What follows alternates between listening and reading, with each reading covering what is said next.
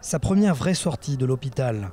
Blessé il y a plus de 15 jours par des éclats à la tête et aux poumons dans des combats dans la bande de Gaza, Gabriel Benaïm a souhaité se rendre à Jérusalem pour prier devant le mur occidental.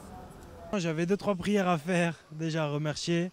Opéré à plusieurs reprises au cerveau, Gabriel, soldat de l'unité Golani, a été blessé plus de 48 heures après être entré dans Gaza. Il ne se souvient quasiment pas du moment de sa blessure. Je me souviens de rien, juste à cette période, c'est-à-dire un moment, j'ai un problème de mémoire à partir du moment où je suis rentré dans le Lameur, donc c'est notre transport de troupes, jusqu'au moment où je me suis réveillé à l'hôpital.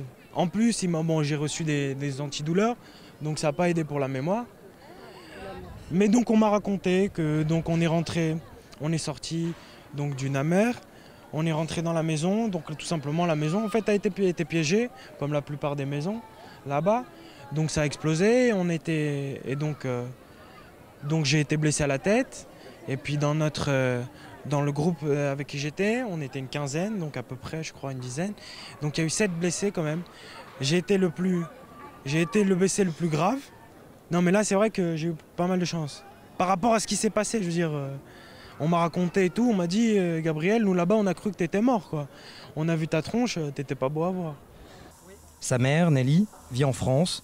Aux côtés de son fils depuis sa grave blessure, elle ne peut retenir ses larmes. C'est un miraculé, parce que je l'ai vu quand on est arrivé de la France il y a 3 semaines. C'est un miracle. Ce qui a été le plus dur, c'est qu'il fallait, je crois que c'est comme en Israël, quand on a un fils unique, il faut signer un papier, on n'arrivait pas à signer.